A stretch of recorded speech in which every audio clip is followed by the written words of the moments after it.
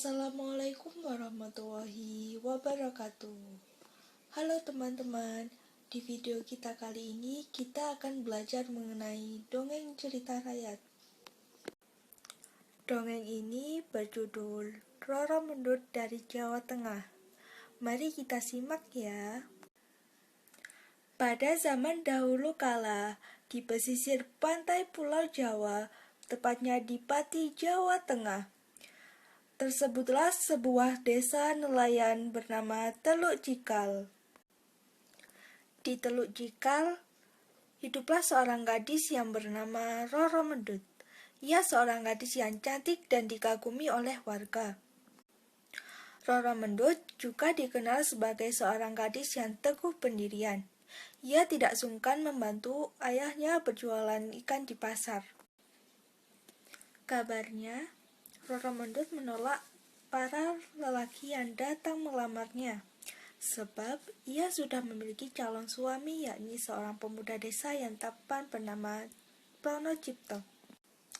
Saat di perjalanan pulang, ia bertemu dengan pasukan kerajaan pemuda desa yang sangat terkenal oleh warga sekitar. Warga pun mulai membicarakan kedatangan pemuda desa itu.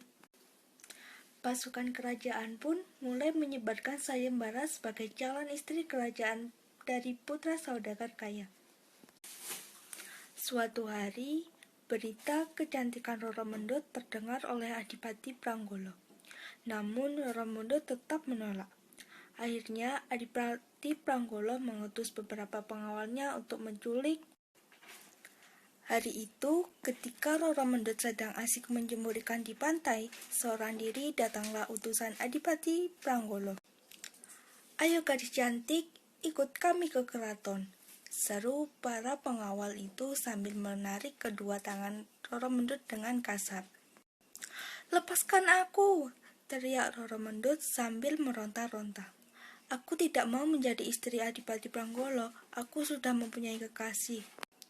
Para pengawal itu tidak peduli dengan rengekan Roro Mendut. Mereka terus menyeret gadis itu membawanya ke keraton. Sebagai calon selir, Roro Mendut dipinggit di dalam puri Kadipaten Pati di bawah asuhan dayang kerajaan.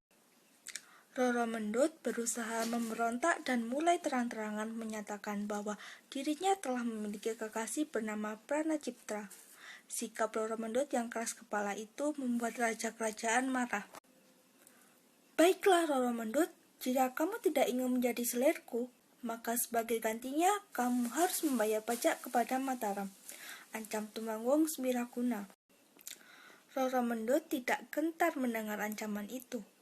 Ia lebih memilih membayar pajak daripada harus menjadi selir Tumanggung Wiraguna.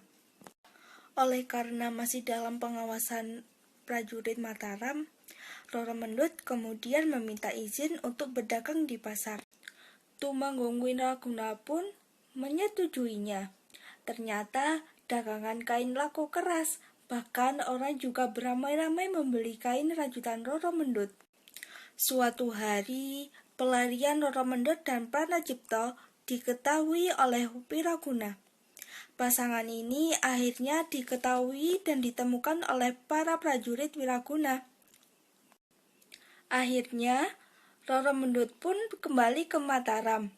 Sedangkan secara diam-diam, Wiraguna memerintahkan abdi kepercayaannya untuk menghabisi nyawa Pranaciptra. Kekasih Roro Mendut pun tewas dan dikuburkan di sebuah hutan terpencil. Sepeninggal Pranaciptra, sang panglima pun tidak kehabisan akal. Ia kemudian menceritakan perihal kematian Pranaciptra kepada Roro Mendut. Betapa terkejutnya Roro Mendut. Ia begitu sampai di tempat Pranaciptra dikuburkan. Ia berteriak histeris di hadapan makam kekasihnya. "Sudahlah Mendut, tak ada lagi gunanya meratapi orang yang sudah mati," ujar Wiraguna. "Ayo kita tinggalkan tempat ini." Roro Mendut pun murka dan marah mengancam perbuatan ini kepada Raja Mataram. Namun begitu tapaknya terlepas, ia menarik keris milik Tumanggung Wiraguna. Kemudian berlari menuju makam kekasihnya dan mengejarnya. Sekian dongeng Roro Mendut kali ini, semoga bermanfaat. Wassalamualaikum warahmatullahi wabarakatuh.